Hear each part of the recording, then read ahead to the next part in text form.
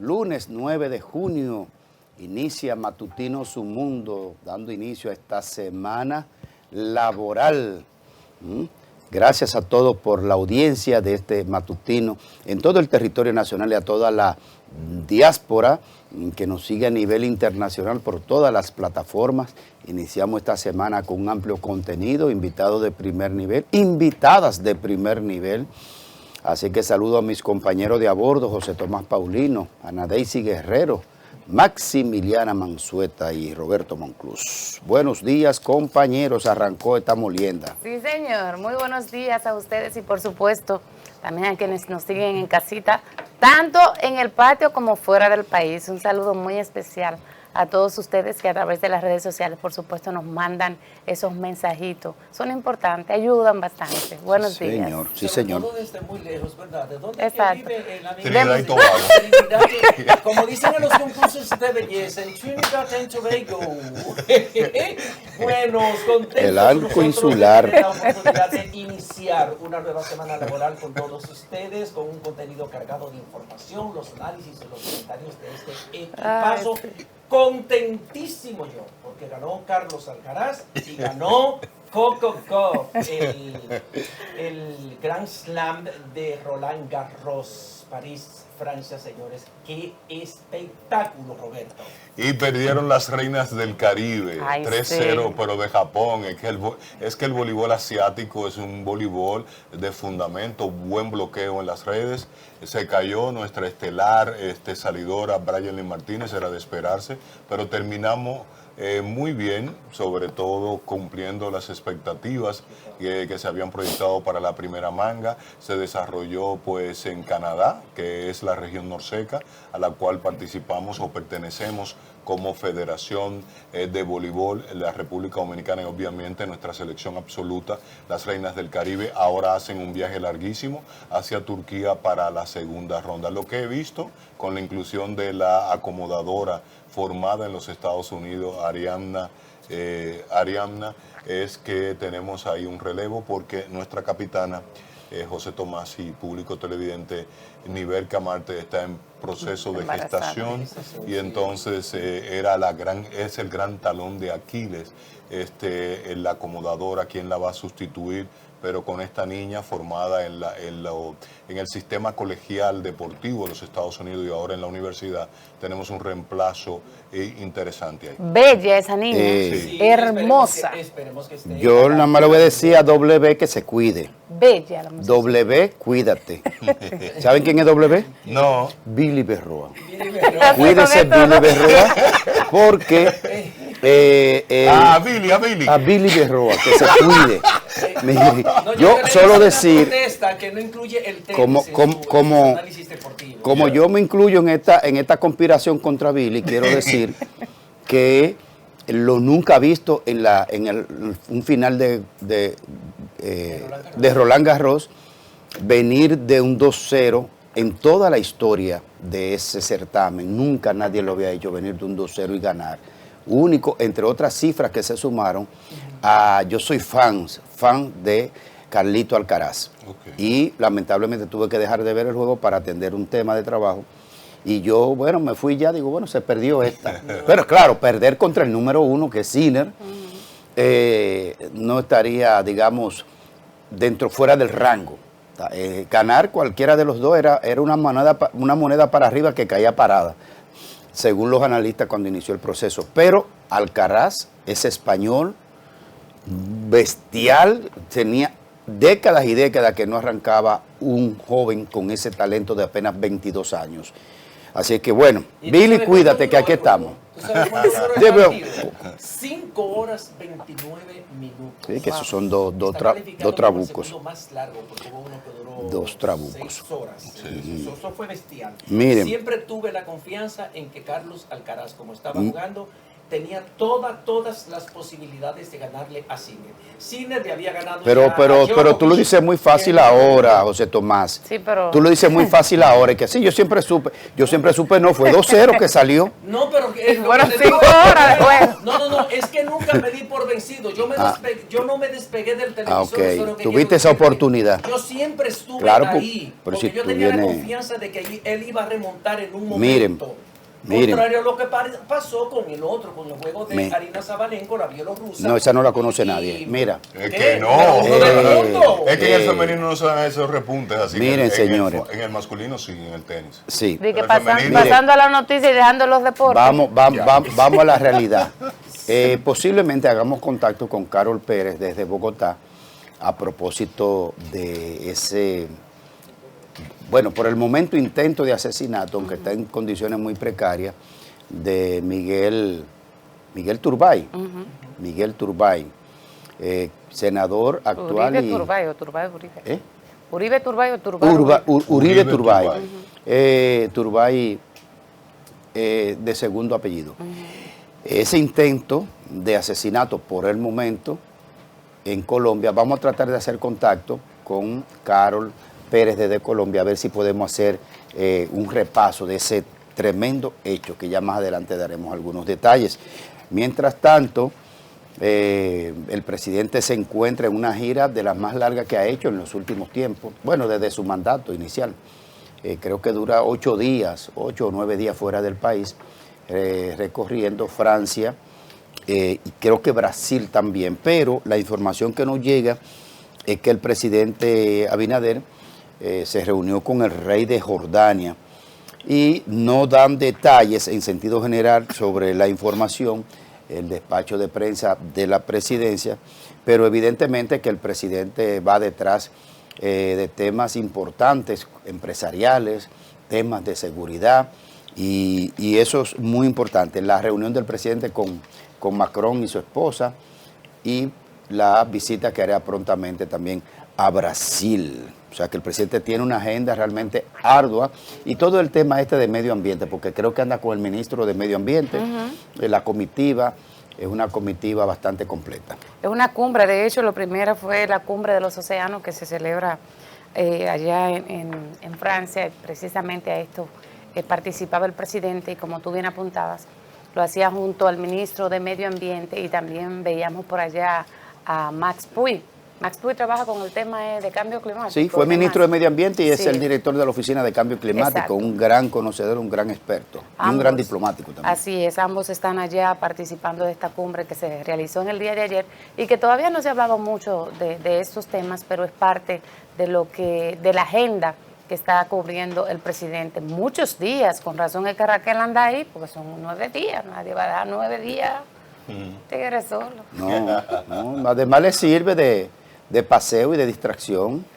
Sí, la veíamos con Brigitte ahí, con la esposa de Macron en el día de ayer, previo a una cena que estaban pues dándole a los mandatarios que se encuentran cubriendo o participando de esta cumbre de los océanos que se celebra ya en Francia. Ojalá que traigan buenas noticias en sentido general en lo que tiene que ver con el tema empresarial, porque los países chiquindolos como el nuestro prácticamente no agredimos el planeta porque no tenemos una producción industrial de impacto de nada significativo. El planeta es agredido fundamentalmente por las grandes potencias, dueños de los grandes mercados, pero la cuota de daño la pagamos todos. Por ejemplo, una cosa que el presidente debería tratar con profundidad con el presidente Macron y todo este tema del clima y medio ambiente es el tema del sargazo.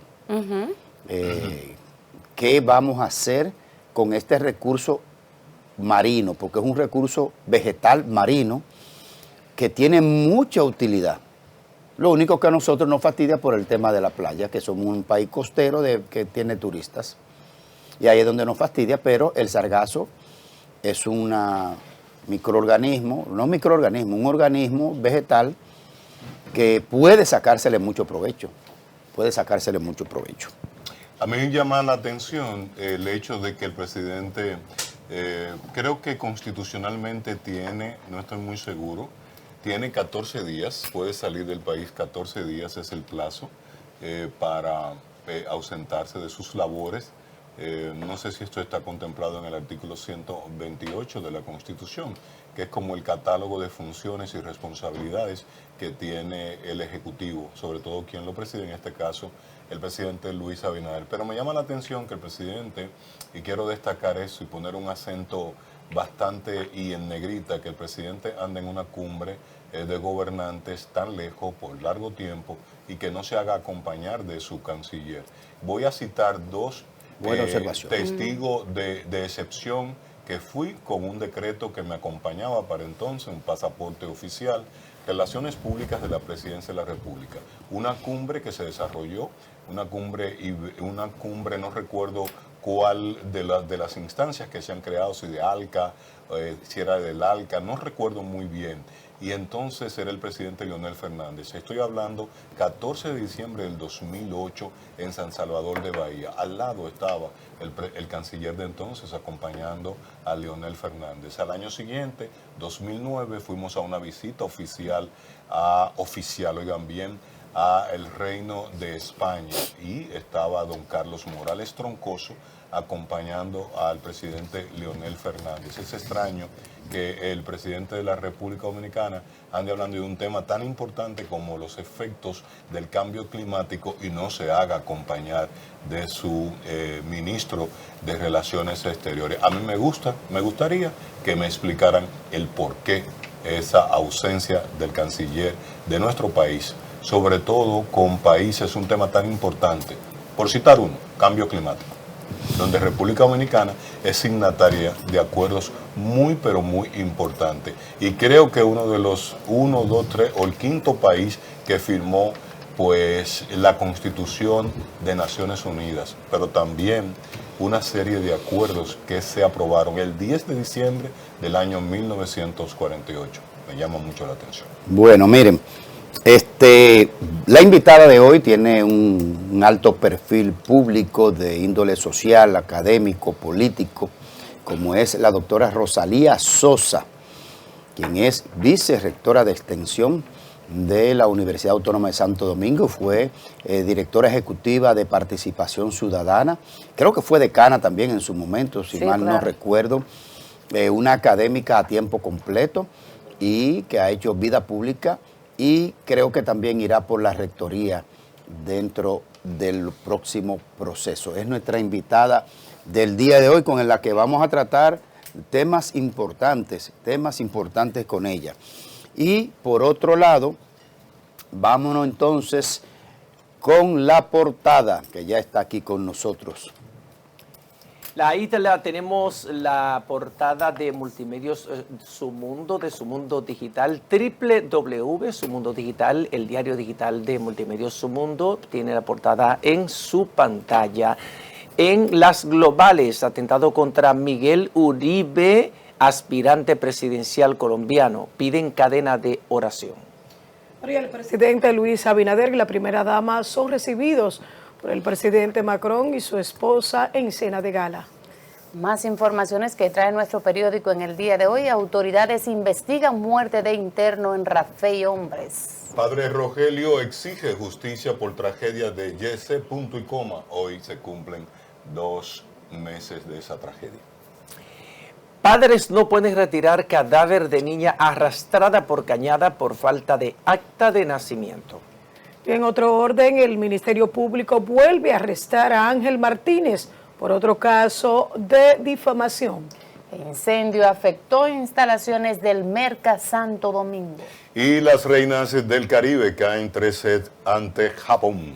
www.sumundodigital.com. Ahí encontrarás esta y otras informaciones. Como también puede usted encontrarnos en una diversidad de canales como el 101 y el 1101 High Definition de Claro, el canal 81 de Altice, el 81 de Aster, el canal 20 de Telecable Dominicano, el canal 67 de Telecable Central, 46 de Win Telecom y el canal 647 de Fire TV Stick. También síganos a través de 190 sistemas de cable. Estamos en todas las provincias del país. A nivel interno, internacional nos encuentra en el satélite EUTEL para todo el continente americano y el satélite Intelsat para todo el mundo. Síganos a través de todas las plataformas digitales y las redes sociales de Multimedios Su Mundo. No hay razón para estar desconectado de la información objetiva y veraz que te ofrece este ecosistema informativo. El sonido epocal, su Mundo FM, está contigo las 24 horas del día. Descarga nuestra app tanto en App Store como en Google Play. Si usted quiere ese sonido epocal, va contigo a donde quieras que vaya. Pero también, oigan este sonido, www.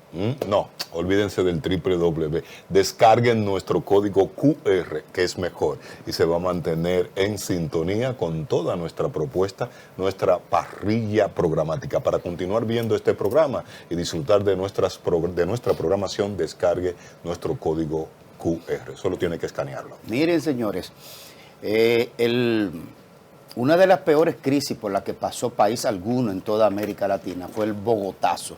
Así es. A mediados de la década del siglo XX, donde Sí. murió Jorge Eliezer Gaitán, un senador y un candidato a la presidencia, un hombre que había sido ministro en varias áreas, un hombre de altísimo impacto público, y de género ese asesinato en plena vía, el famoso Bogotazo. Y del Bogotazo salió más de 50 años de violencia, así se le llamó el proceso, la violencia en Colombia, y generó todo el tema de la guerra de guerrilla y una inestabilidad, y luego apareció Escobar, y eso fue un desastre que sometió a Colombia en un proceso que parecía irreversible, hasta que lograron estabilizar ese país y emprendió el proceso del crecimiento, el desarrollo, una gran nación. Acontecido en este fin de semana el disparo casi mortal por el momento de Miguel Uribe Turbay. Tenemos en contacto desde Bogotá, Colombia, a nuestra compañera Carol Pérez. Buenos días.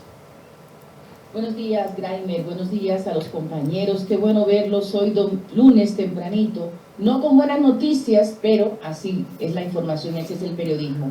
Lo que estás contando es el inicio, así como dices, y es muy importante que lo traigas a colación, porque durante todos estos años Colombia ha tenido todas esas transformaciones, ese Bogotazo que uno parte del conflicto armado que existe en Colombia se traspola tantos años después y pasa eso, pero en el medio de eso, ¿cuánta gente también no murió? Claro, con otros enemigos en ese entonces, porque siempre ha habido enemigos claros, la guerrilla, el narcotráfico, recordemos Luis Carlos Galán y todas esas personas que fueron asesinadas, pero en esta oportunidad no se sabe, no hay un móvil claro de quién mató, cuál es el autor intelectual del intento de asesinato del senador Miguel Uribe Turbay, que recordemos a la audiencia quién es.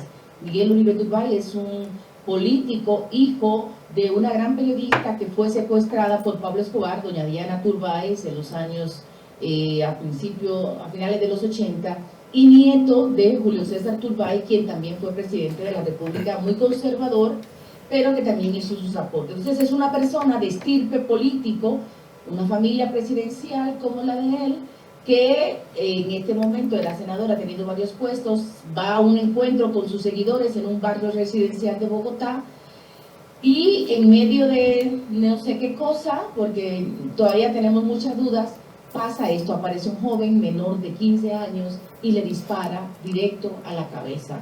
Es decir, todavía no nos reponemos.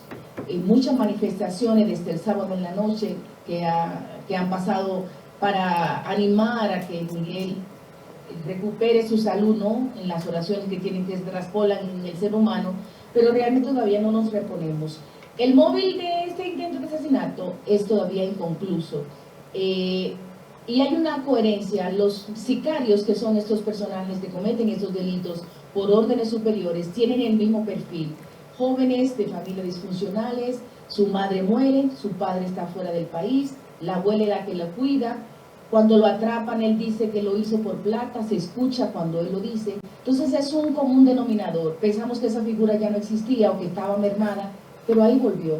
Ahí están los sicarios de nuestros barrios populares, no importa dónde estén, pero es la figura que hoy está hospitalizada porque los escolta y la seguridad lo logró capturar después de intentar asesinar al senador Uribe. Claro. Más o menos ese es el panorama. Les escucho. La respuesta que vimos en el día de ayer del presidente Petro, en sus redes sociales, él hablaba de proteger a este niño. ¿Cómo ha tomado estas palabras la ciudadanía allá en Colombia? Porque estamos hablando de casi un presunto asesino en este caso. Importantísima esa pregunta que acabas de hacer, Maxi, porque los colegas dominicanos al rato me pierden un poco en los derechos humanos fundamentales. Es un niño, a los niños hay que protegerlos, sean sicarios, sean delincuentes, hay que protegerlos porque ellos no tienen la dimensión al rato de lo que están haciendo, porque son muchachos manipulables. ¿Quiénes son los sicarios? Es ese personaje que le estoy contando, que lo creó Pablo Escobar en su época más fea.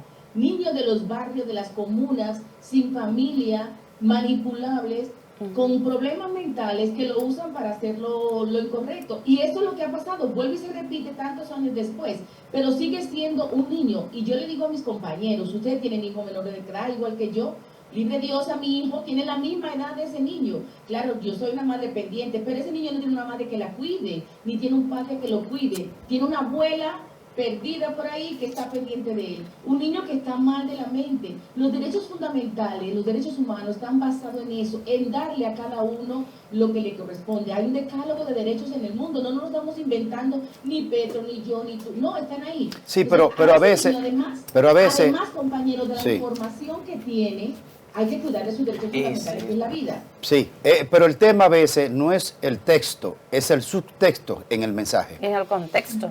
Dentro de un contexto. Entonces, no, claro que un niño lo que está haciendo es instrumentalizado para cometer un delito, obviamente. Tal cual. Casi magnicidio, por decirlo de alguna manera, porque es un senador. Así es. Pero es la manera de decirlo a veces. Porque entonces tú tienes que acompañar ese pronunciamiento, pero aquí no va a haber ninguna rendija, ningún requisito para que no haya la consecuencia. Y el que utilizó ese niño para tal cosa pagará esto. Pero usted centrarse en un contenido que el niño, entonces pareciera como que la protección del niño está superior a la realidad de casi un asesinato por el momento. Y lo hizo también otro funcionario que incluso hablaba de que podía cuidarlo en su casa. Si sí, es un extremo. Pero, es a eso. Lo de otro funcionario es un chiste que han dicho por ahí, incluso lo pusieron que fue el expresidente Pastrana como un chiste pesado, porque además la gente especula y abusa y es una cosa espantosa jugar con la sensibilidad de una tragedia humana de un país en este momento, que no tiene color político. Miren, si ustedes escuchan el discurso o las palabras del presidente Petro, él defendía al niño, pero por encima de todo estaba el senador Uribe. Ese mensaje que ves en pantalla... Carol, ese mensaje que ve en pantalla es real. Eso que ve en pantalla es real, eso. Que se supone que fue del celular del menor que lo trajeron. Aparentemente sí, aparentemente es real. ¿Cómo se filtró esa información? Es lo que estamos todos también preocupados, porque se supone que eso debe estar en cadena de custodio, ¿no? Igual que el arma con que se disparó. Pero los periodistas de los medios más importantes salieron con esa perla públicamente de que era parte de la investigación de los chats con quien estaba conversando el joven. Es decir, lo que quiero decirle es que el discurso del presidente Petro, las palabras, no es cierto que solamente defendieron al niño. Yo invito a que, yo sé que Petro desespera un rato cuando habla porque mete unas cosas poéticas donde no tiene que meterla, y yo soy su primera crítica. Y si le soy sincera, a mí tampoco me gustaron muchas de las palabras que usó y el discurso y todo, porque me pareció muy prosopopéyico para algo tan puntual y tan delicado como eso. Pero ese es Petro, y yo no soy quien le voy a cambiar el discurso. Y yo lo que invito a que realmente se analice las palabras del presidente, donde él habla de proteger al niño, pero por encima de todo responder quién lo hizo y proteger no solo al senador que fue herido. Ahora, a partir de hoy, hay un campo de trabajo para proteger a todos los políticos de este país, candidatos y precandidatos de todos, porque todos están en vivo. Sí, porque está el caso de Galán también. Fue en Colombia lo de Galán, ¿verdad? Sí, fue en Colombia lo de Galán. Sí, yo lo que yo quiero agregar a esto, que aunque no lo explicó el presidente Petro, porque como dijo Graimer, yo pienso que esa declaración de él debía de tener un subtítulo. Al proteger al niño, estamos protegiendo a la persona que tiene información sobre quién lo mandó a matar a ese senador. Entonces, Así es. al preservarle la vida, estamos preservando a la persona que tiene esa información. Entonces, los organismos de investigación de Colombia tienen que preservar a ese niño para interrogarlo y preguntarle quién te mandó a hacer eso. Pero hay, mira, en las imágenes que presentan los videos, previo al disparo al senador, el joven que cometió el atentado aparece hablando permanentemente con una señora de cabello corto, color castaño. ¿Quién es esa señora, Carol? Entonces hay que saber quién es esa señora, porque al parecer las informaciones que yo recibí después del atentado es que ella habría sido la que le dio la instrucción a él. ¿Qué dicen allá, Carol? Ya les explico, importante también ese punto. Bueno, la señora ayer apareció porque la señora se volvió viral, como ustedes se imaginarán. El chico está rondando, va y se le pega a la señora por detrás y ahí es donde echa el disparo. La señora es una señora que está ahí normal y que tuvo que ir a la fiscalía, ella con su abogado, a dar declaraciones de que ella no tiene nada que ver con ese con ese intento de asesinato. Es decir, vuelve y juega, a la distancia se pierden muchas informaciones y para suerte, pues estoy yo acá para aclararle a mis colegas y a los medios dominicanos lo que pasa, porque yo sé la importancia que tiene Colombia para Dominicana. Si alguien lo sabe, soy yo. Entonces, esta señora ayer tuvo que ir a la fiscalía con su abogado para aclarar la situación, que ella no tiene nada que ver, que el joven la usó, la utilizó como un puente, porque él estaba lejos y la usó ahí, le vio cara de madre, seguramente que a mí me pasa cada rato, que cualquier delincuente me ve cara de madre y va y me usa, me ha pasado. Entonces, perdóname que me ponga de ejemplo, eso pasó y la señora fue y dijo, no, investiguenme, averigüen quién soy yo, que yo no tengo nada que ver con esto, que yo simplemente estaba ahí porque soy seguidora del senador. Y era un meeting que el senador... Qué bueno, Carol, qué bueno, porque realmente yo vi en el video varias veces cuando el joven le habla al oído a ella. Entonces, cuando uno ve una imagen así, uno tiende a pensar que hay una cercanía, que hay un conocimiento previo entre esas dos personas que están hablando. Pero él le habló al oído varias veces a esa señora. ¿Dónde está ella? Ruido, ¿Dónde está ella ahora? ¿Dónde está ella ahora? Esa señora, ella ¿dónde? ya se la llevaron para su casa, ya está en su casa, pero está dentro de la cadena de custodio de informaciones. Es decir, ella está siendo investigada por qué estaba ahí, qué hace ella, pero ella se puso a la disposición de las autoridades y eso es lo importante. Si tú tuvieras culpa, tú no haces eso. ¿Qué ha dicho Uribe? ¿Qué ha dicho el expresidente Uribe?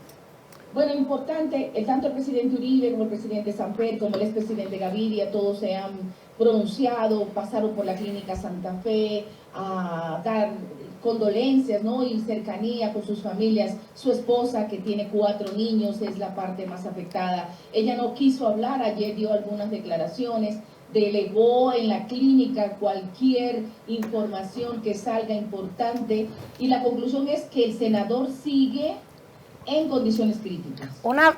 Carol, dos cosas. Primero, ayer se hablaba de que el candidato en un discurso previo decía o amenazaba con demandar a los ministros que firmaran el tema de la propuesta de consulta de Petro. Pero también es un senador que está lejos de los primeros lugares en cuanto a la competencia por la candidatura presidencial. Se habla de un 5º o un 6º lugar. ¿Cómo está eso realmente? ¿Fue así? ¿Ese discurso se dio? ¿Y cuál es la realidad en términos políticos de este candidato? Importante, están muy inteligentes hoy todos. Una cosa, compañeros. Miren, compañeros. El senador Uribe Turbay es un radical opositor a Petro. Es decir, no desaprovecha ninguna oportunidad para mandarle bombazo. Además, es un pupilo del expresidente Uribe. No son parientes para nada, absolutamente para nada, pero el presidente Uribe lo arropó a ese niño. Recordemos que el senador es de una familia presidencial y eso tiene su peso en cualquier lugar del mundo. El presidente Uribe es el senador es el pupilo del presidente Uribe, entonces eso le da ciertas ventajas y con toda su estirpe familiar, ¿no? Si tenía posibilidades de ser presidente de la República, eso habría que esperar el tiempo. Hay muchos precandidatos de la oposición del Centro Democrático, que es el partido del presidente Uribe, y todos buscan, pues, por supuesto, que Uribe le levante la mano. Si ponemos en una lista de quiénes serían los primeros, él estaría de primero, pero eso no significa que fuera presidente, porque a Duque pasó, pero no sería tan fácil ponerlo de presidente. Pero con esta situación que acaba de pasar, si el senador se recupera y sale adelante, muy seguramente lo tendríamos de presidente. Yo lo puedo garantizar, porque por muchas razones, la victimización de la figura, el estirpe familiar, Carol. todo eso. Díganme. Carol, buenos días, ¿cómo estás? Hola, hermosa. Quisiera saber cuántos impactos de balas recibió Miguel Uribe y en estos momentos también quisiera saber cuál es el real estado de salud en que él se encuentra. Realmente lo que dicen y la información más veraz es que él recibió un impacto en una pierna y 2 impactos en la cabeza. Su situación delicada, crítica y de reserva total. El último parte médico fue ayer a las 9:20 de la mañana y hasta este momento no ha habido ninguna otra información autorizada de la clínica que su esposa dejó a la clínica que fuera la que hablara. El senador está delicado, se puede recuperar, es muy difícil, pero la fe y los milagros existen, ¿no? Si ustedes ven las imágenes, es un impacto directo a la cabeza relativamente cerca, quemarropa, como quien dice. ¿Tú crees que se ha vuelto ahí en Colombia a la era de Pablo Escobar? Porque después del atentado contra Uribe, vimos también un acontecimiento que ocurrió en un parque, un tiroteo donde muchas personas que estaban con sus niños recreándose salieron despavoridos, producto del tiroteo que ocurrió allá en Colombia. No, lo que tú estás contando de un tiroteo no fue real, también porque la gente se pone un poco nerviosa. Es que ayer, para desgracia de todos, hubo un temblor de 6.5 acá en Bogotá, en el epicentro. Hoy el pueblo Chile donde también. fue el epicentro se destruyó, compañeros. Ahí no quedó una sola casa en pie. Es un pueblito cerca de Cundinamarca, de Bogotá, por estos lados. Y entonces tembló la tierra tan fuerte que parecía un tiroteo, se dispararon las alarmas. Pero respondiendo a la otra pregunta, si volvimos al tiempo difícil de hace más de 30 años, yo espero que no. Yo confío en todos los colombianos sensatos que amamos este país, así seamos adoptados, aspiramos a que se controle esto, que no se salga de las manos, que haya la seguridad que se necesite, sobre todo a la gente que está en la política, porque es la que está más en riesgo. La campaña comienza ya. Después de esto, arranca la campaña para el próximo presidente de la República. Hola, Carol. Pese a que tiene, mi amor. mi amorcito, sorry. Entonces tiene 2 apellidos presidenciables, ¿no? De estirpe, de presidencial, Uribe y Turbay. ¿Tú crees que luego de la derrota de la propuesta de Petro, entonces el Centro Democrático, que es de extrema derecha, no de centro derecha, tiene la posibilidad de fabricar o construir ante lo que hemos visto con este senador, un candidato que saque a la izquierda de Colombia? Hay muchas posibilidades, Roberto. Hay muchas posibilidades que con este rompimiento, son rompimientos, ¿no? Procesos importantes en los países y en los procesos de la vida en general. Hay muchas posibilidades que se fortalezca el centro derecha o la derecha. La derecha extrema no, yo no creo que en Colombia haya derecha extrema, unos cuantos despistados por ahí. Pero yo sí creo que puede fortalecerse y que puede surgir una figura amparada por el expresidente Uribe, que recordemos seguirá siendo un líder indiscutible en este país, gústenos o no nos guste.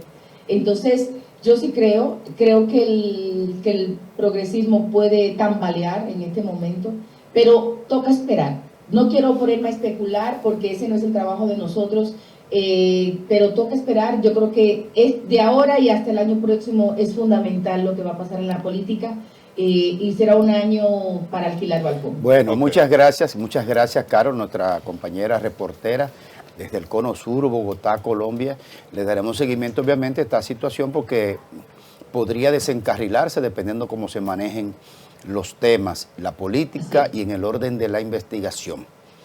Bueno, gracias, Carol, gracias. Un abrazo. Bye. Bueno, señores, ya la invitada nuestra está aquí, pero antes decir esta información, porque inclusive vamos a tratarlo con Rosalía, este tema, con la doctora Rosalía Sosa, porque el caso de la niña que murió arrastrada en una cañada de 5 o 6 años, es un drama social, humano y familiar. Oigan esta información y atención al ministro de Educación.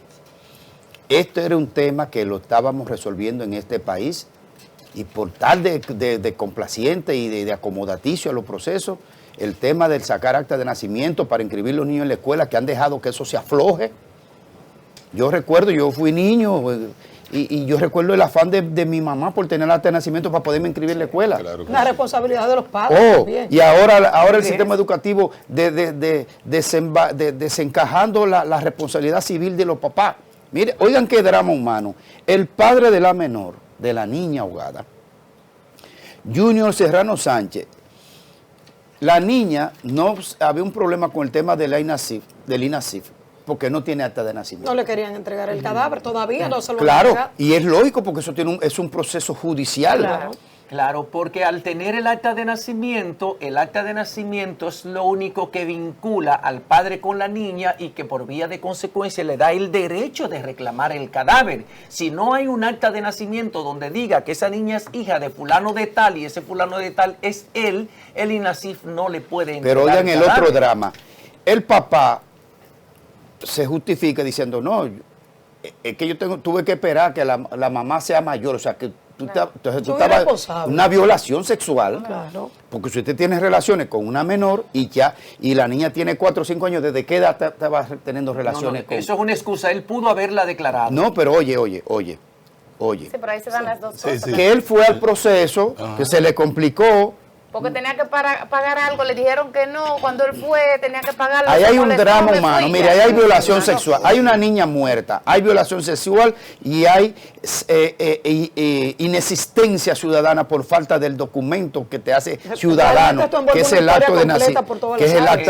acta de Él nacimiento. debía estar preso por Eso es un drama social al cuadrado, eso. Él debía estar preso por eso, porque eso es lo que uno vive reclamando. Pero- ¿dónde están los padres? ¿Dónde están los padres Y de la las mamá, una niñas menor. que paren en los hospitales? Una niña de 13, 14 años que pare en un hospital es para que las autoridades correspondientes vayan a ese hospital y pregunten quién es el padre de tu criatura, dónde está, dónde vive, buscarlo y someterlo a la justicia. Porque una niña de 13 años, de 14 años, menor de edad, la ley la reputa como que no está en condiciones de decidir con quién tiene relaciones sexuales, ni cuándo se Bueno. inicia en las Parece que relaciones no viven en sexuales. este país, No, pero pero- ustedes viven en No, República pero- Dominicana, es un drama que lo vivimos desde Sí, antaño. pero hay que No hay recordarlo. condición para eso, Pero hay que vamos a ser recordarlo. objetivos. Sí, mi amor, pero hay que recordarlo, señores. Hay que Yo- hacer presión Pero nosotros ya no como existe la ley. periodistas. El Parlamento Centroamericano impulsó una iniciativa que prohibía el matrimonio entre menores. Y aquí también. Y José Horacio Siempre ha estado asumió- prohibido. No, pero se permitía. Entonces, Sí, ¿qué se pasó? emancipaba con- Nosotros con- presentamos se emancipaba, con la Silvia emancipación. García Polanco, que fue presidenta, representa al PRD en el Parlacén, impulsó esa iniciativa en la Comisión de Niñas, Niños y Familia del Parlacén. Y José Horacio, de Opción Democrática, lo asumió y el presidente Luis Abinader emitió esa, Vamos. se convirtió en ley Y la promulgó. y la promulgó. Y Vamos. ahora es que existe, pero es un caso del 20. Hay responsabilidad Vamos, compartida vamos, por todos sí, los vamos a la lados. pausa. Yo solo le quiero recordar al ministro de Educación que no se lleve de esa panacea que le han vendido desde la gestión pasada. Ahí y que no, que los niños se inscriban sin acta de nacimiento ni nada de eso. Se pueden inscribir, pero hay que llevar al proceso del registro civil dominicano que no se puede dejar dañar. Vamos a la pausa y de esto le preguntaremos otros temas a la doctora Rosalía Sosa. Retorno, nuestra invitada del día de hoy.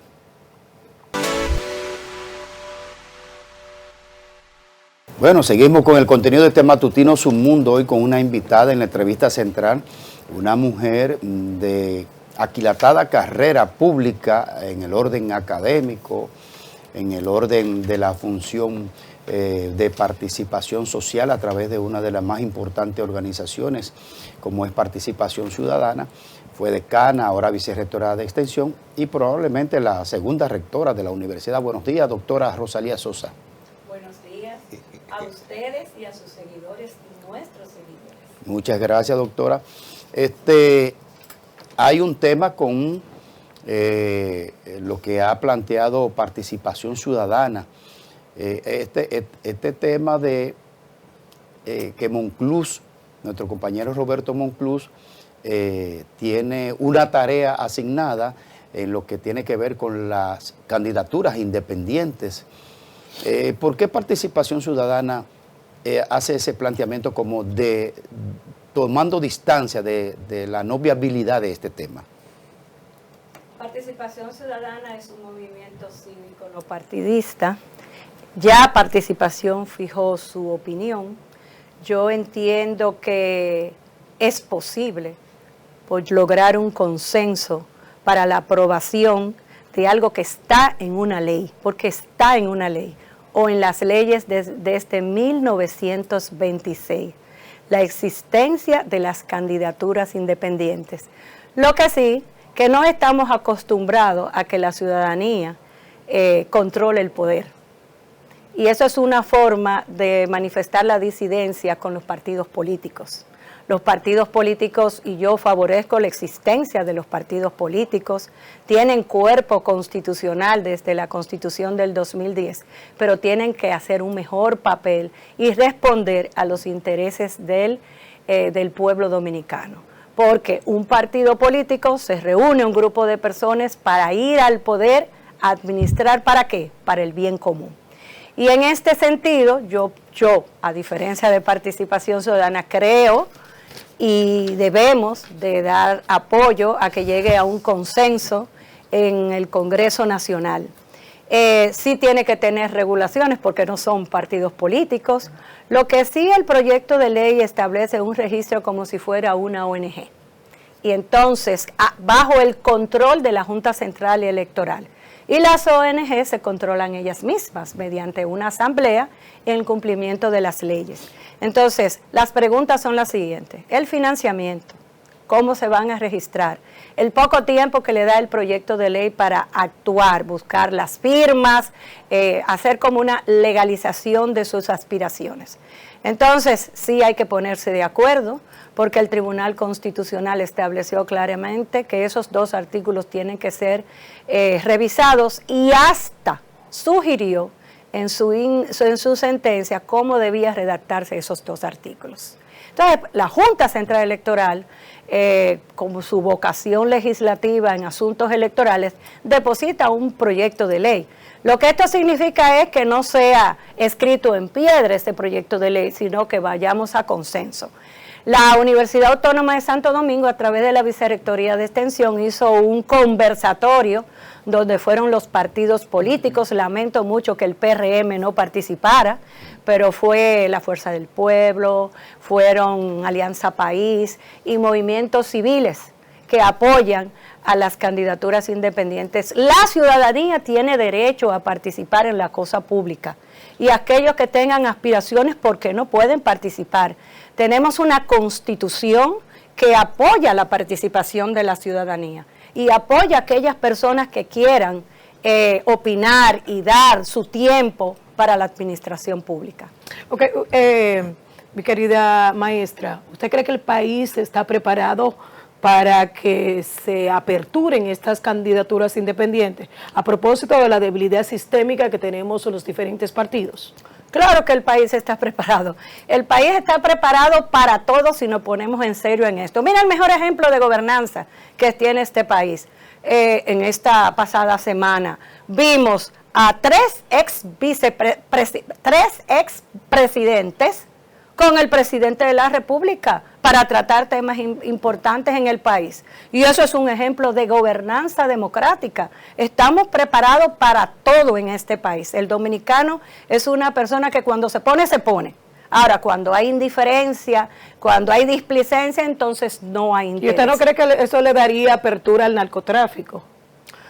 ¿Por qué no? ¿Por qué tiene que dar apertura al narcotráfico si un ciudadano con un grupo de personas quieren posturarse a una determinada posición?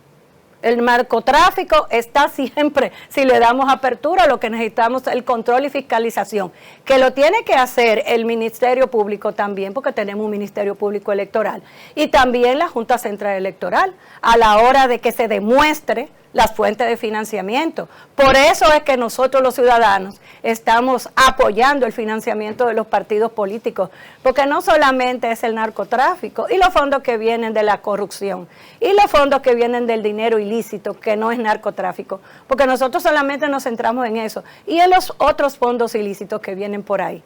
Entonces, los órganos de control y fiscalización es que tienen que detectar el origen de los fondos y darle seguimiento, Por eso es que hay siempre un problema con el financiamiento de los partidos políticos y la Oficina de Fiscalización de la Junta Central Electoral, porque nunca hay transparencia. Pero hay mucha debilidad porque hemos visto muchos funcionarios que han estado involucrados en temas de corrupción y que han ostentado por ciertas posiciones en el tren gubernamental. Tienes razón, pero hay dos fallos. Ajá. Un fallo, el control y fiscalización que tiene que hacer la ciudadanía. Por eso tenemos ese mecanismo de participación ciudadana. Y otro fallo es el control y fiscalización que tienen que hacer los órganos del Estado. Entonces, en ambos casos estamos fallando. Usted habló de un tema altamente sensible para la política dominicana, sobre todo para la política partidaria, el tema del ingreso del dinero del narcotráfico en las actividades proselitistas. Nosotros ya tenemos diputados, algunos han sido deportados, han sido extraditados a los Estados Unidos precisamente por vinculación con el narcotráfico, llegaron al Congreso Nacional con dinero del narcotráfico. Tenemos una exdiputada por La Vega que fue condenada por la segunda sala penal de la Suprema Corte de Justicia en jurisdicción privilegiada, precisamente acusada de participar en un entramado de narcotráfico supuestamente presidido por su esposo. Y hay otros diputados que están vinculados al narcotráfico. Eso quiere decir que el narcotráfico ha permeado de manera profunda la política, porque han sido diputados del Partido Revolucionario Moderno, todos los que están hasta ahora en esos casos. Eso quiere decir que los tentáculos han llegado, pero también quiere decir que nuestros mecanismos de fiscalización y control han fallado. Eso es claro, porque ¿cómo llegaron? ¿Cómo cuáles? La Junta Central Electoral, porque también hay que fiscalizar a los partidos políticos. No registramos nuestros aspirantes y los partidos políticos también han fallado porque no le han dado seguimiento para que los electores elijan a personas idóneas. Y entonces la ciudadanía también tiene que darle seguimiento y capacitar más a sus ciudadanos, tanto los partidos políticos como las organizaciones de la sociedad civil. ¿Para qué? Para que nosotros los electores no votemos por personas así. Lo que pasa es que papeleta mató a menudo. El dinero. Los ciudadanos sí saben de dónde provienen algunos fondos de muchos dirigentes que están ostentando por diferentes cargos. Sin embargo, los únicos que no se dan cuenta son los partidos y la Junta Central Electoral. Entonces, ¿qué podemos hacer ahí? No, la Junta Central Electoral, en base a los medios de prueba, sí puede decidir cualquier cosa. Por ejemplo, una cosa que podemos decirte, cuando se depositaron las listas de los candidatos a inscribir, la Junta Central Electoral no se lo aceptó a ningún partido político porque no se cumplía con la cuota. Entonces, lo que necesitamos es más control y fiscalización de los candidatos que presenten los partidos y los partidos, porque un partido que presente candidatos cuestionables también tiene mucho que decirse de ese partido. Profesor, hablando de partidos políticos y ahora mismo el partido de gobierno está inmerso, por así decirlo, en un proceso interno y la veíamos usted opuesta a que el presidente de la República sea el presidente de su partido, el PRM. ¿Por qué la oposición? Porque hay un conflicto de interés ahora mismo, en el sentido de que el presidente Luis Abinader lo está haciendo bien. Es una persona que defiende la transparencia y la rendición de cuentas, lucha por mantener un equilibrio inteligente en su administración. Mira la apertura que tiene en estos momentos. Está muy bien medido por la ciudadanía internacionalmente. Y habría un conflicto de interés de aceptar, mientras administra la cosa pública de este país, la presidencia de un partido. Entendemos que no debería aceptarlo ahora, después que salga, como él lo ha dicho, que este es su último periodo. Entonces, ¿por qué no? Pero en estos momentos que se concentre en terminar la buena gestión que hay. Él no debe asumir la presidencia del PRM. No, en la presidencia no. Debe concentrarse en la presidencia de la República. Y le reitero, como lo dije a usted misma, entiendo que él no lo va a hacer así. Y entonces, Ok. ¿quién sería, a quién usted sugeriría quién usted piensa que podría asumir las riendas del Partido Revolucionario Moderno en el Cuidado. vórtice de un proceso electoral interno donde están en juego no solamente las candidaturas de los organismos de dirección, sino también las candidaturas hacia las elecciones del 2028, como la presidencial? Ellos decidirán. Los propios miembros del PRM lo decidirán. ¿Usted no es miembro? ¿Usted No, es yo miembro? no soy miembro del De PRM. participación ciudadana. Mire, una pregunta, profesora, mi maestra querida de Derecho Constitucional. No, y estudiante de Ciencias Políticas, casi me gradúo. Mire, hay ahora, en breve, en el Congreso Nacional, las primeras vistas públicas para manejar el tema de las candidaturas independientes y una serie de aristas que vamos a analizar. Vamos a tener una participación en breve, pero me gustaría que usted puntualizara. No estoy de acuerdo con lo que ha dicho Lady Blanco, que es la coordinadora, ¿verdad? O la Coordinadora Nacional de Participación Ciudadana. Tiene otro nombre, pero es Coordinadora Nacional de Participación Ciudadana, que está dejando en manos de la Asamblea Nacional las candidaturas independientes. PC dice que hay que modificar la Constitución de la República y eso para nosotros es un balde de agua fría. Lo que debe la Comisión Especial, desde mi óptica, es descartar la propuesta, el proyecto de ley que ha enviado Junta Central Electoral porque es antidemocrático, antiparticipativo. ¿Qué opina usted? Realmente hay dos proyectos de ley en estos momentos. Uno por el diputado Elías Huesín Chávez y el que depositó la Junta Central Electoral. Se va a sacar un documento para presentar ante ambos curules. Hay que esperar porque también, igual como fijó Posición, Participación Ciudadana, fijó Finjos y fijó los partidos políticos. Y déjame decirte, en el conversatorio que hicimos en la UAS, los partidos políticos en ningún momento se opusieron a las candidaturas independientes. En ningún momento dijeron no estamos de acuerdo. Hay un mandato legal en una ley donde hay 2 artículos donde regula y reconoce las candidaturas independientes. Lo que hay que ponernos de acuerdo para que eso sea factible. Pero que no mandan a una convocatoria de la Asamblea Nacional. Yo lo que le quiero conocer su opinión. ¿Usted está de acuerdo con lo dicho por participación de que modifiquemos la Constitución? Hay que convocar a la Asamblea o nuevos asambleístas para un tema que se puede resolver con un proyecto más plural, que sea participativo. Cualquier conflicto en el Congreso Nacional, opinamos, o se aplaza o hay que modificar la Constitución. Ya la realidad está y ya está la discusión. No hay ningún conflicto, es ponernos de acuerdo, porque ya el legislador dijo que las candidaturas independientes van. El Tribunal Constitucional las reconoció y en la sentencia, les invito a leérselo, hace una narrativa histórica. Desde el 1926 existe esa figura en nuestro país. Ahora bien, nunca se ha utilizado. Entonces, lo que no se usa, se oxida. Entonces, vamos a apostar a una buena ley, a 2 artículos posibles donde se lleve a cabo las candidaturas independientes. Bueno. Y habrá mayor participación en el próximo escrutinio electoral. Muy bien, la veo muy entusiasmada. Eso es importante en esta materia. Una persona de su nivel que pueda oxigenar el debate en ese sentido. Pero si yo soy defensora de la ciudadanía, yo me contradigo si entonces digo que no pueden participar.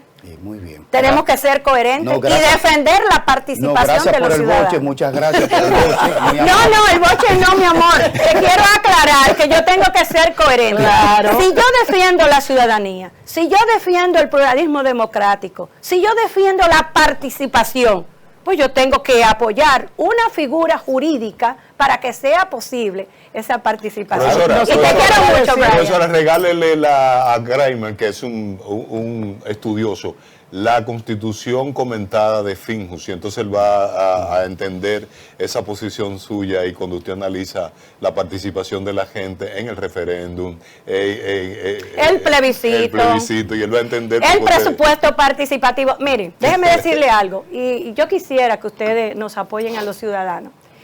La Constitución del 2010 creó una serie de mecanismos de participación de la ciudadanía. Vamos a exigirle al Congreso de la Nación de que se apruebe las leyes necesarias para que esos mecanismos sean posibles. Nosotros necesitamos la ley de referéndum, la necesitamos, todos los países lo tienen. Si queremos ir a una consulta, ¿cómo vamos? Un sí y un no. No tenemos una ley. No, está en la Constitución, pero no se ha invocado esa figura. Por eso hablamos de reformas constitucionales, hablamos de reformar el Código Procesal Penal, pero por Dios, hablamos de reformar la ley de la policía y la hemos implementado para reformarla. Entonces nosotros estamos pisando cosas que no hemos hecho y vamos a repetir las malas experiencias. Doctora, mire, hoy en la Universidad Autónoma de Santo Domingo hay un panel, precisamente en la facultad de la que usted fue decana. No, vicedecana. Vicedecana, que el ministerio, sobre el Ministerio de Justicia y lo que es el sistema penitenciario. Lo tenemos ahí en pantalla. Hoy estarán en ese panel, que lo va a conducir fundamentalmente, la principal panelista es el doctor Ricardo Nieves, profesor también de la academia, pero también estará Antonio Taveras, el presidente de la Comisión de Justicia, Héctor Pereira, decano de la facultad como anfitrión, y Juan Dionisio Rodríguez Restituyo, que tiene que ver con el tema de los derechos humanos. ¿Está usted de acuerdo con el tema del Ministerio de Justicia para desenredar este tema del sistema penitenciario y otras áreas que no estarían dentro de la Procuraduría? Ciertamente, si estamos apostando a la independencia funcional, administrativa y organizacional del Ministerio Público, tenemos que sacarle el sistema penitenciario. Hace más de algunos 15 años, cuando se inició el proceso de reforma del sistema de justicia, se habló de la creación de un Ministerio de Justicia. Nosotros necesitamos un interlocutor entre la justicia, el sistema de justicia y el Poder Ejecutivo. Ustedes se acuerdan que teníamos el comisionado de la reforma y modernización.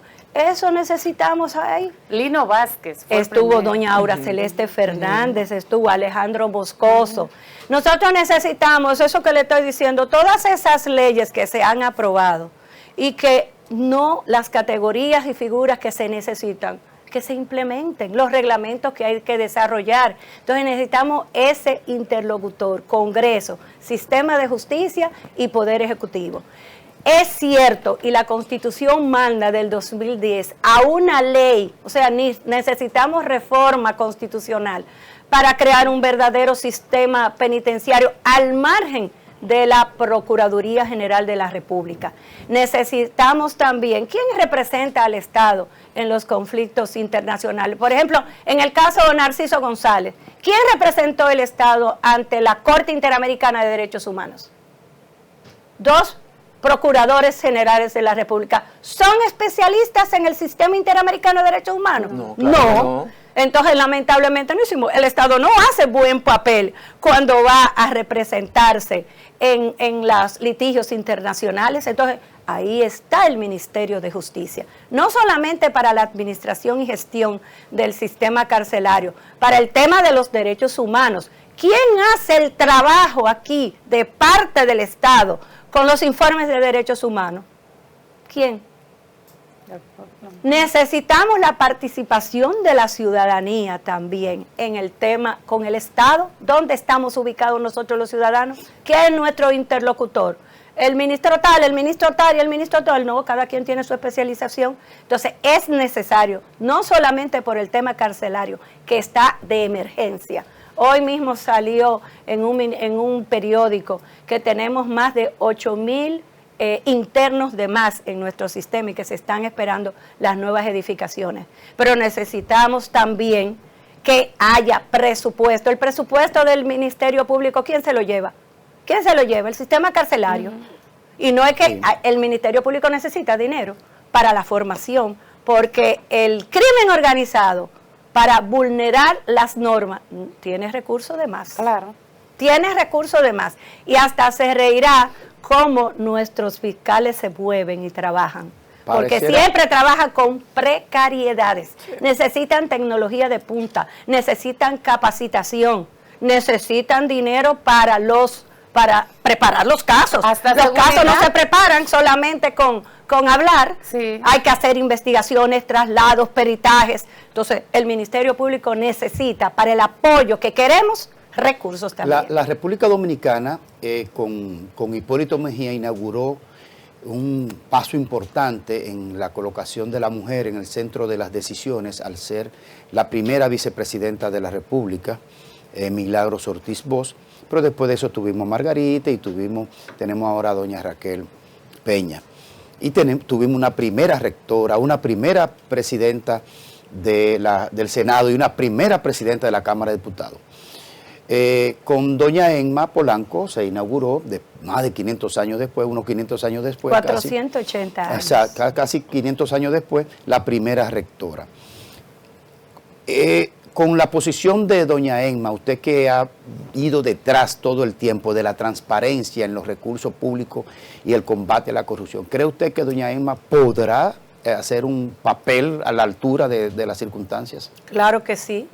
Primero, ella tiene el conocimiento porque tiene experiencia en administrar, no solamente la UAS como rectora, fue vicerrectora administrativa, fue decana de la Facultad de Ciencias Económicas y Sociales y también ha ocupado posiciones públicas. Nosotros le deseamos a doña Emma Polanco, nuestra pasada rectora, lo mejor de los éxitos, la confianza que tiene que darle la ciudadanía a ella y al equipo seleccionado, y esperamos que lo haga bien, no solamente por ella misma, sino por las mujeres que aspiramos a optar a posiciones públicas. Ya han iniciado los cuestionamientos con ella, precisamente por las auditorías que han presentado, que aunque no fue ella o su equipo que la realizó, sino que viene de la pasada gestión, dicen por qué la presentan ahora y por qué simplemente se ataca a funcionarios de la pasada gestión. ¿Es política lo que sigue en la Cámara de Cuentas? Son parte de los cuestionamientos que se están dando con ella ahora mismo. Déjame decirte algo, el Pleno es el que aprueba las auditorías para salir a la luz pública y ella tiene un equipo técnico. Si el Pleno decidió sacarlas, como dice la propia ley, entonces hay que recibirlas. Ahora, el cuestionamiento vendrá. Si se envía, por ejemplo, las auditorías al Ministerio Público, los peritos o los contables forenses dirán si tiene mérito o no el informe para el sometimiento a las personas involucradas. Vamos a esperar. Maestra. Deberían investigarse, de hecho. Si ellos la envían, si la Cámara de Cuentas la envía al Ministerio Público, el Ministerio Público entonces tiene que investigar y decidir. Hay lo que se llama en el Ministerio Público el principio de oportunidad. Si tiene mérito o no tiene mérito ese informe. Okay. En ese mismo Perdón. Okay. Ana Daisy. Bueno, tengo una pequeña inquietud y me gustaría escuchar su parecer.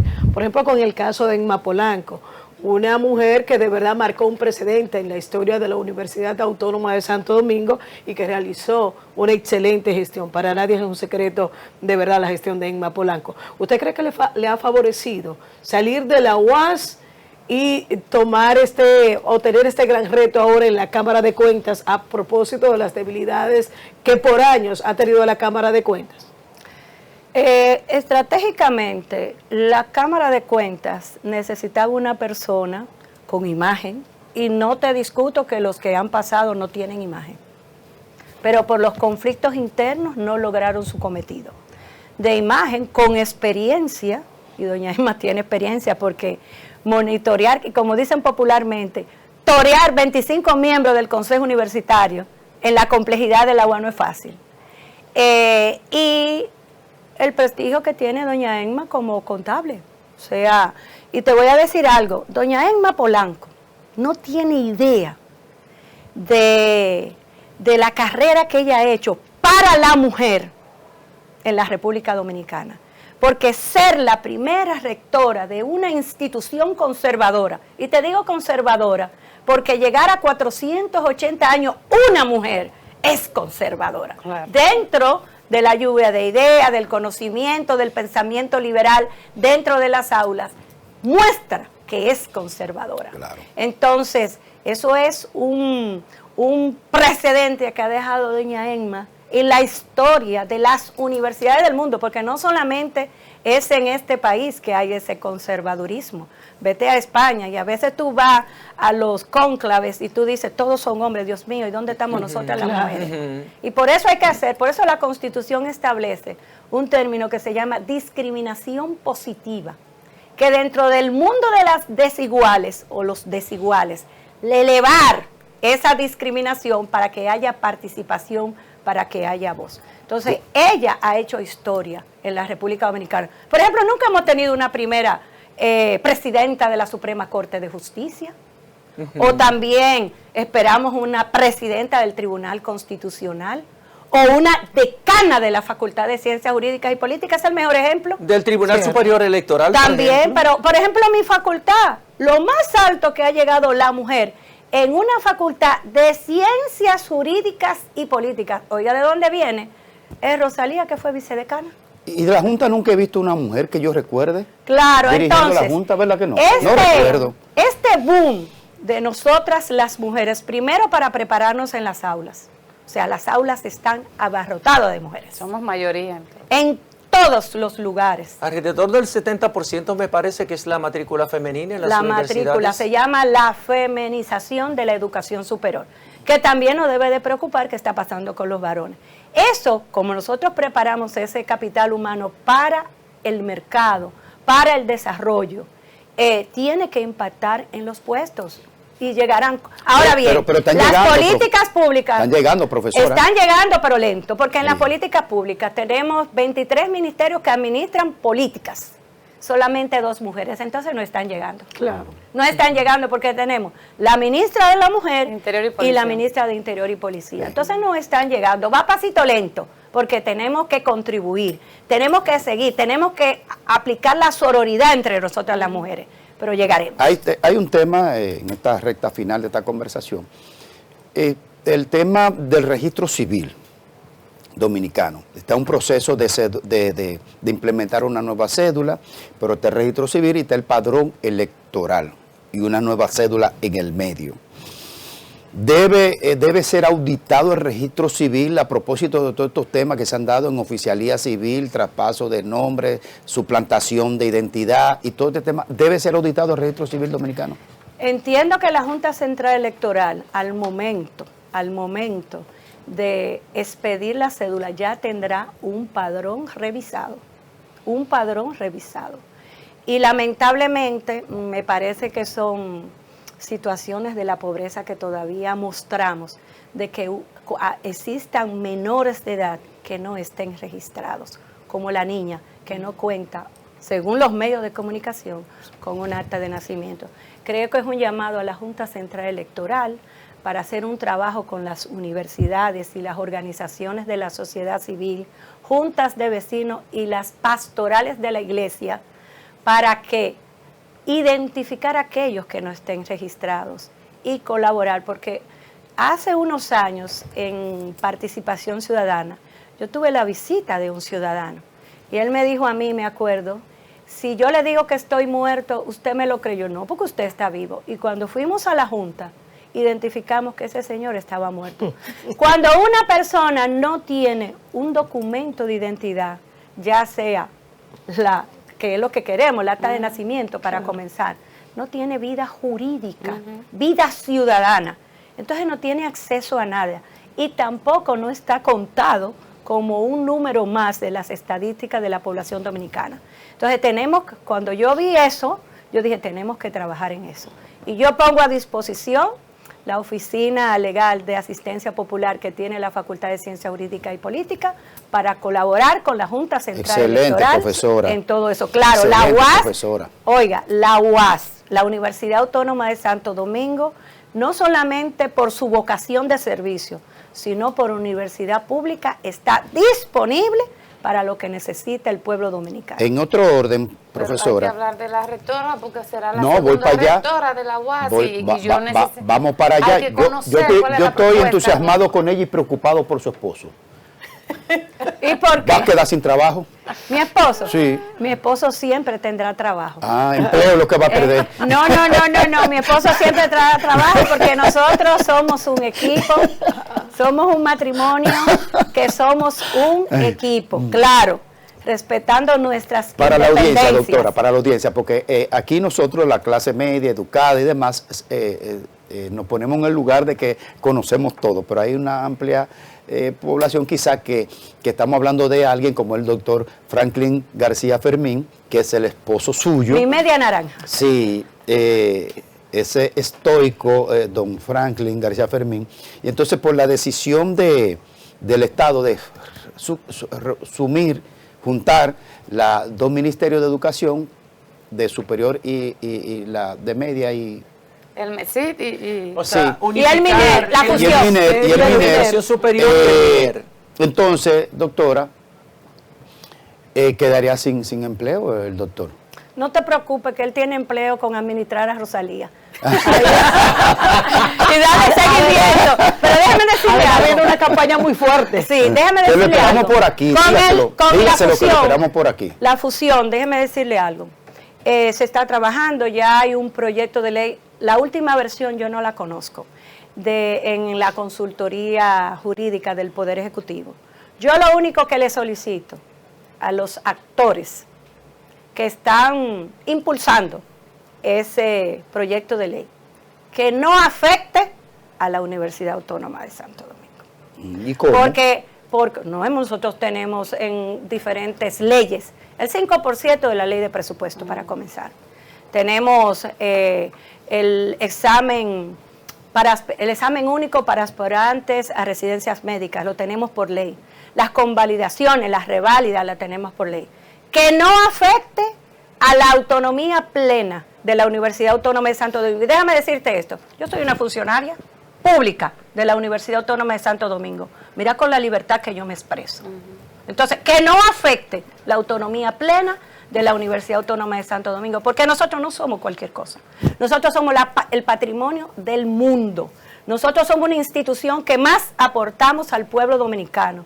Nosotros le damos esperanza a esos jóvenes de escasos recursos, donde la discriminación estructural no le da la posibilidad de agua, de energía, de sentirse iguales, de sentirse ciudadanos. Y nosotros transformamos esas vidas y le damos esperanza para que sean buenos ciudadanos. De mi parte, finalmente, profesora, antes de que nos diga algo sobre la rectoría, el Vatican News, el periódico oficial del Vaticano, dirigido por el dicasterio, es decir, el secretario de Estado, más o menos, del Estado Vaticano, ha publicado una infamia, creo yo, quiero escuchar su opinión, sobre de que estos son dos infiernos y un mismo pueblo, refiriéndose a Haití y a la República Dominicana, como dos infiernos y un solo pueblo, donde inclusive dijo que se mueren los haitianos en el camino y lo dejan abandonado en el camino en su traslado a la frontera.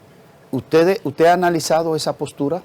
Yo la escuché y lamentablemente la valoración es muy negativa.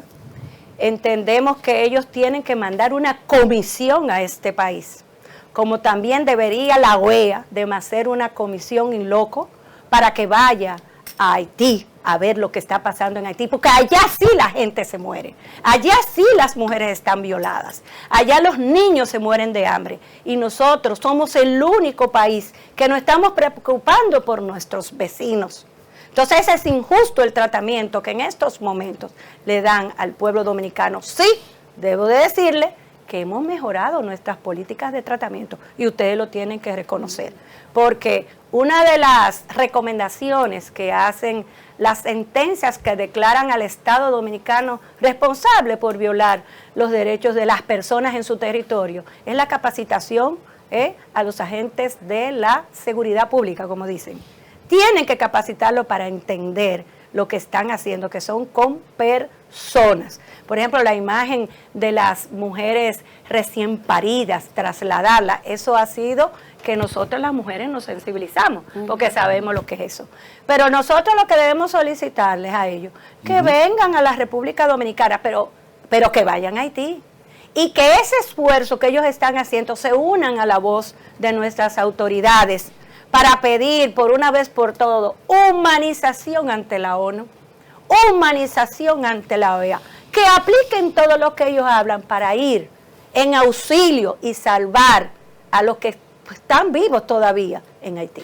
Bueno. Una pregunta que tiene que ver con el proceso electoral en la Universidad Autónoma de Santo Domingo.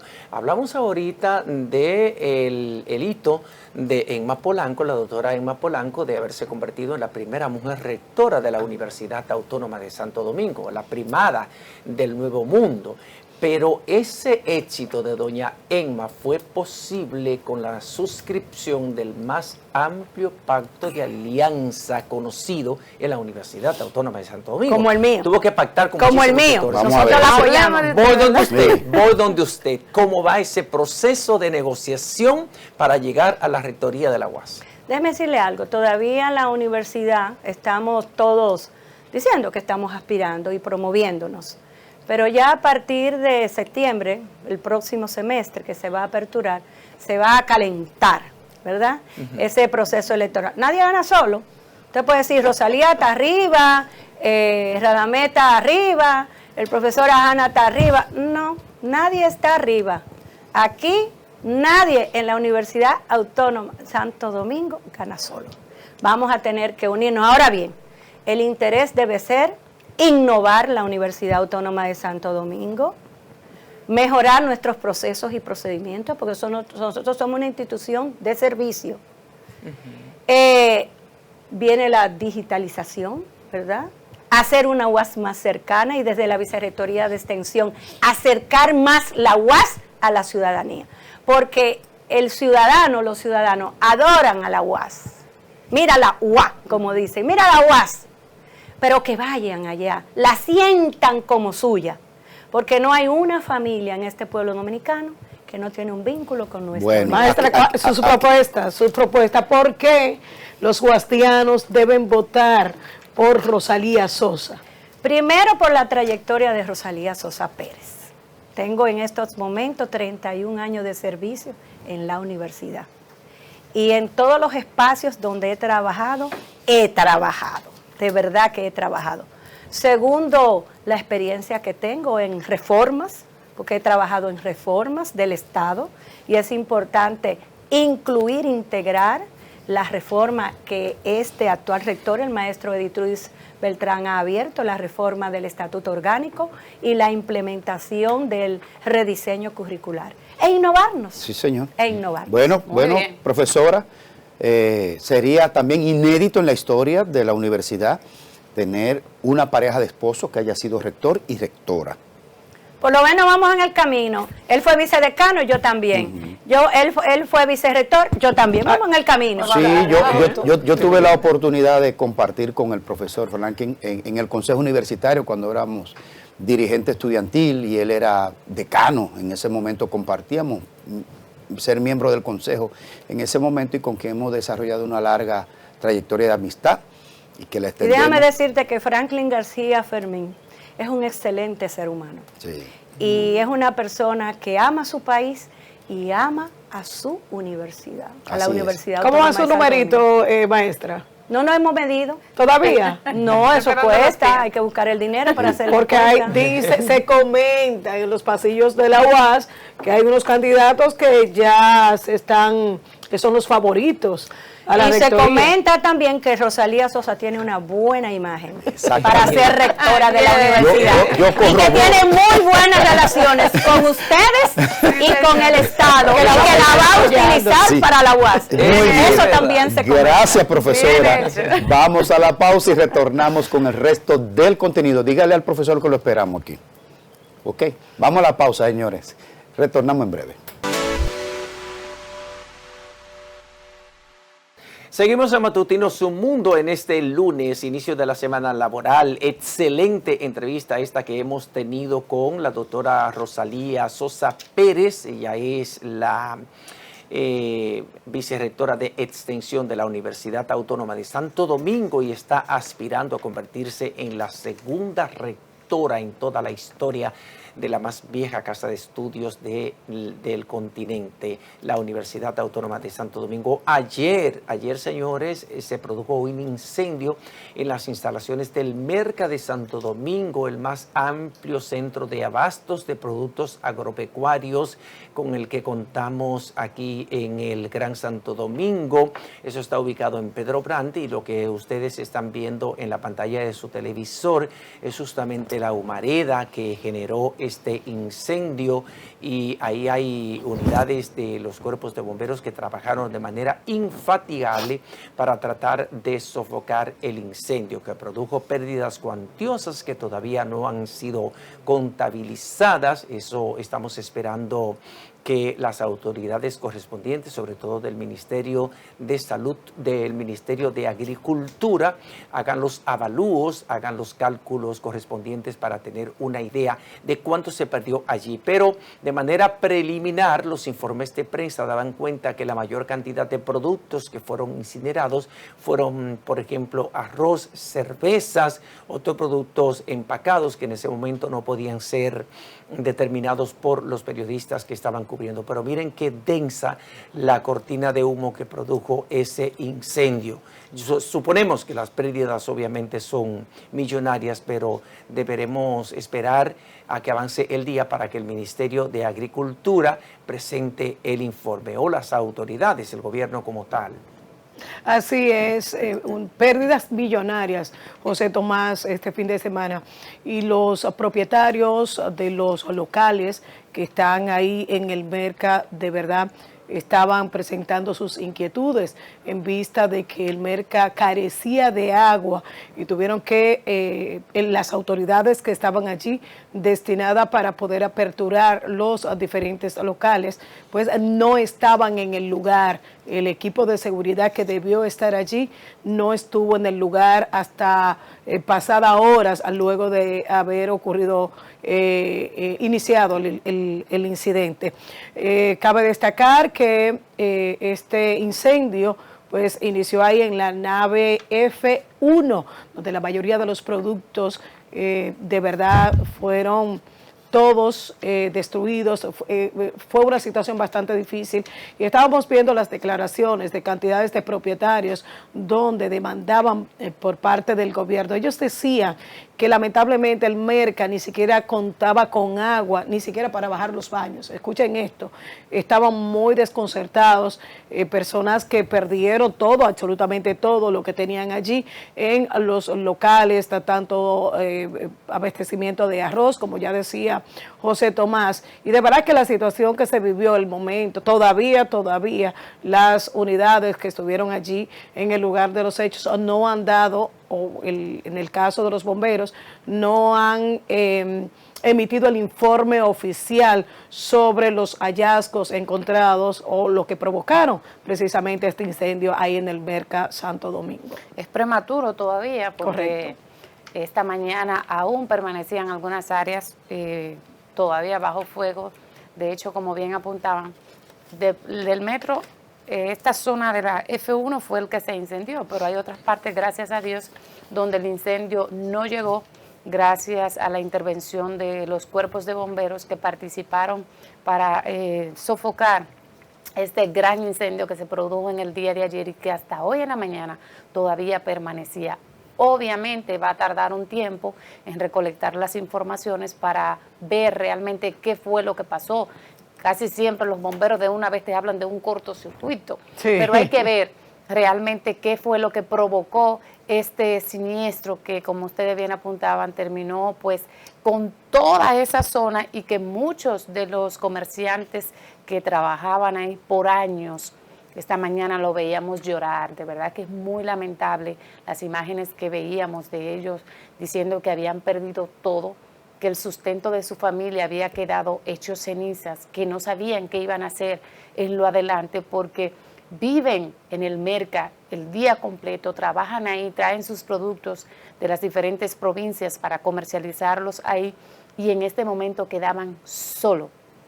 El Ministerio de Agricultura hasta el momento tampoco se ha referido a esto. Hay que ver qué va a hacer el ministerio, cómo van a ayudar a estas personas que perdieron todo y que en muchos casos ustedes saben que ahí no hay ningún tipo de seguro que le pueda devolver los recursos que estos han invertido en la compra de sus productos. Por lo tanto, hay que ver qué va a pasar con estas personas, con estos comerciantes que están ahí, que resultaron en pérdida total de todos sus productos, cómo el ministerio le va a apoyar, el IAD, cómo lo van a hacer, porque deben hacerlo. No estamos hablando de algo que simplemente pasó y ya. Son personas que viven de esto y que de una u otra forma necesitan de la mano amiga de las autoridades para poder pues seguirle llevando un sustento a su familia. Esperemos ver qué fue lo que llevó a que se registrara este incendio y ver cómo las autoridades pues van a explicarle al país lo que ha pasado en el mercado. Fue tan grande el incendio, Max y José Tomás, señores,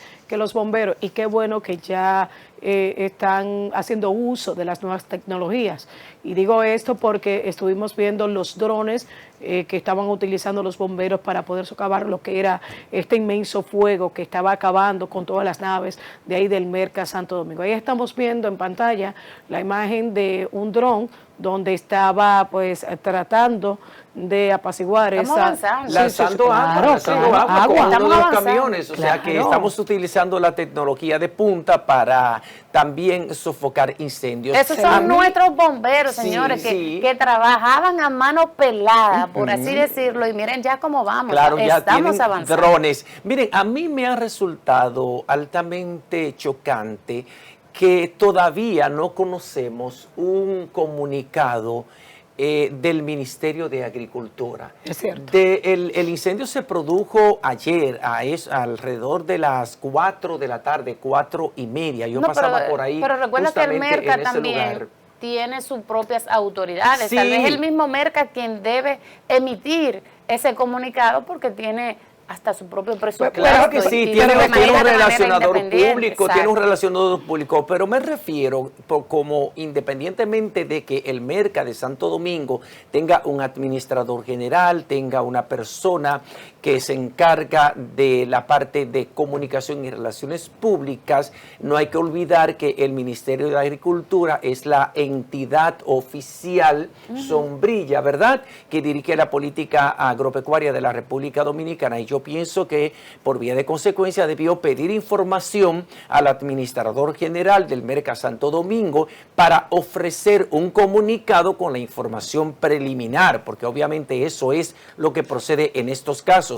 Un comunicado dando la información oficial de que se produjo el incendio, de si hay o no personas lesionadas, de qué pudo haber provocado el incendio. Bueno, eso no lo van a decir porque eso es muy prematuro y es una información que le corresponde ofrecer al Cuerpo de Bomberos de Santo Domingo y a la unidad especializada en investigación de estos casos para determinar cuáles fueron las causas que provocaron ese incendio. Hay otro tema muy importante, justamente hablando de incendio, del incendio de el Merca Santo Domingo, que esperamos que en el día de hoy las autoridades correspondientes, tanto la Administración General del Merca Santo Domingo como el Ministerio de Agricultura, ofrezca un comunicado, un parte oficial, por lo menos de manera preliminar, informando todo lo acontecido allí, las pérdidas, un informe más o menos preliminar de las pérdidas. Pero yo quiero hablar, por ejemplo, de que ayer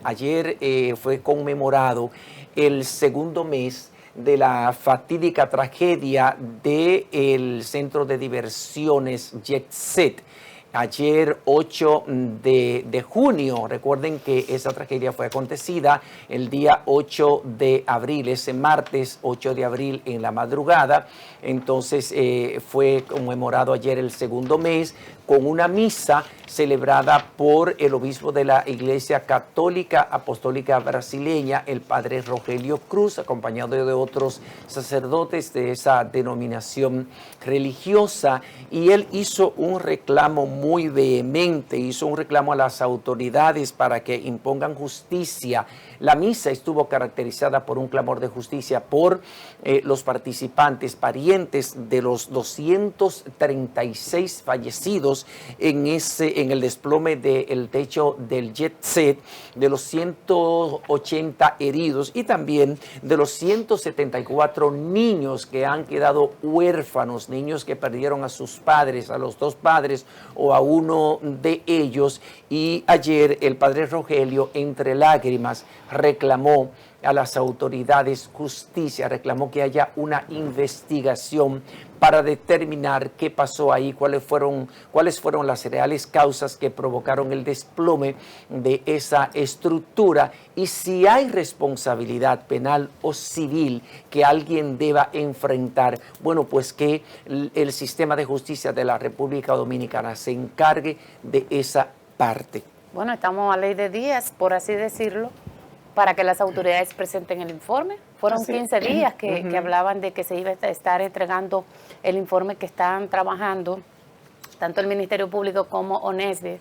Vamos a esperar a ver qué es lo que realmente van a presentar. Mucho tiempo, de hecho, se han tomado para realizar las pesquisas correspondientes, pero ya es menos lo que falta que lo que se ha avanzado. A partir de ahí, entonces, ya iniciarán otros procesos, como ustedes bien saben, el tema del Ministerio Público, cómo va a actuar, qué es lo que van a hacer. De hecho, ya hay varias demandas que se han interpuesto y la pasada semana hablábamos con uno de los abogados que lleva la mayor cantidad de demandas, estamos hablando de alrededor de 28 en este caso que está llevando él, y esperar a ver qué es lo que va a pasar. Pero este acontecimiento pues trajo consigo también, dentro de todo lo malo que ha venido pasando, ayer se anunció una información pues por parte de doña Melba, interesantísima. Melba ayer Grullón. doña Melba, al cumplirse ya los 2 meses de esta fatídica pues tragedia y también 1 año de la boda de su hija Alexandra con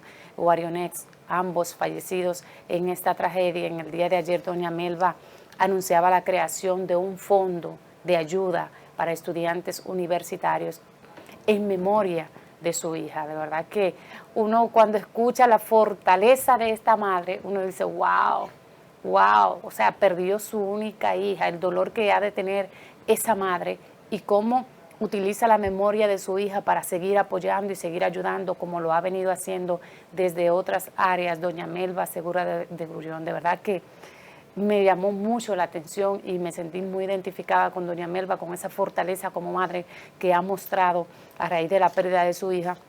Y qué bueno que va a utilizar parte de sus recursos y de todo el trabajo que venía realizando su hija para apoyar a otros que también lo necesitan en este momento a través de ese fondo que va a estar dando a jóvenes estudiantes universitarios para que puedan realizar su carrera como muchos han soñado y que lamentablemente tal vez carecen de los recursos económicos para hacerlo. Qué bueno. Mira, una positiva, así es, esa decisión de Melba Grullón de donar esos fondos a estudiantes universitarios carentes de recursos económicos. Qué bueno que de esta forma se pueda honrar la memoria de su hija, pero también ella aprovechó el momento para recordar de que tanto su hija como Guarionex Estrella estaban de aniversario. Pese al profundo dolor en el cual ella se encuentra sumergida,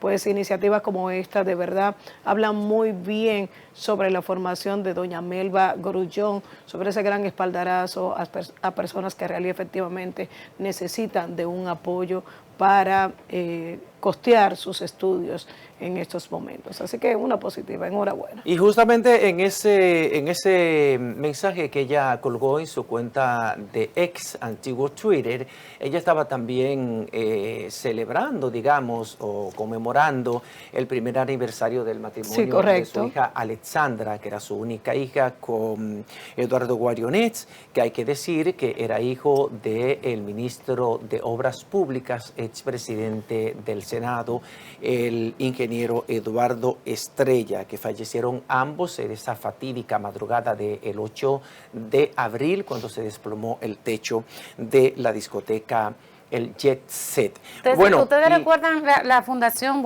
Sur Profundo, que también Sur dirige Profundo, que doña dirige Melba? ella. Esa fundación ha hecho un trabajo de verdad que hay que resaltar en toda la zona sur del país. Hay unos proyectos bellísimos que se han estado desarrollando en esta zona, casas que se le han construido a personas de escasos recursos, niños que no tenían ningún apoyo, y esta fundación le apoya el tema de la electricidad, que también llegó a muchísimas zonas del sur gracias a esta fundación Sur Profundo. De verdad que doña Melba sigue sigue mostrando esa buena vibra, ese apoyo que desde siempre le ha dado a muchas personas que lo necesitan, y a través de esta nueva iniciativa que ella ha dado a conocer en el día de ayer, se nota la gran sensibilidad humana. Es que es una filántropa a carta cabal. Doña Melba asegura, es un ícono referencial de la filantropía en la República Dominicana. También otro proyecto importante que ella ha auspiciado y ha impulsado, sobre todo en el área de Padre Las Casas y otras localidades de Asua, porque ella es oriunda de Padre Las Casas. Es, por ejemplo, un proyecto para impulsar a mujeres que están dedicadas a la producción agrícola, sobre todo a la producción de pimientos en estancias controladas, en los invernaderos. Pero también uno de los proyectos claves de ella es el proyecto de siembra de agua.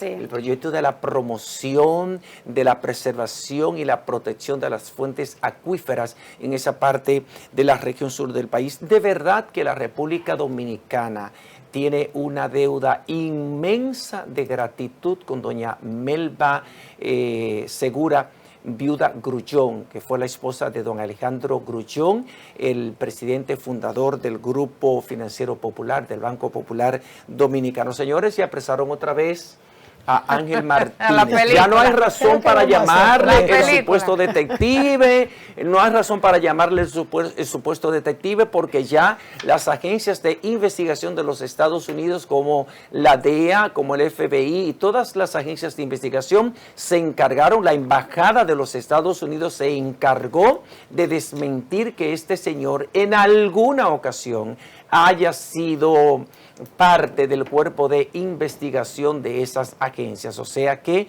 todo el mundo sabe que él no ha trabajado como detective para ninguna de las agencias de los Estados Unidos, y fue hecho preso ayer precisamente por otro caso que tiene en la justicia de tipos penales, un caso judicial de tipos penales, como la extorsión y el chantaje acompañado de lesión, lo cual según el artículo 254 del Código Penal Dominicano pudiera ser castigado con 4 a 10 años de prisión. Según las autoridades, Ángel Martínez fue trasladado al Palacio de Justicia de Ciudad Tú sabes lo grande de esto, José Tomás y Maxi, que Ángel Martínez, a propósito de todo lo que le ha estado ocurriendo, que estaba enfermo, ustedes vieron que estaba en un centro hospitalario, ya para finalizar, señoras, él mantiene su posición con todas las denuncias que él ha estado haciendo. Mantiene su posición. Vamos a ver a dónde llega. Nosotros sí estamos seguros.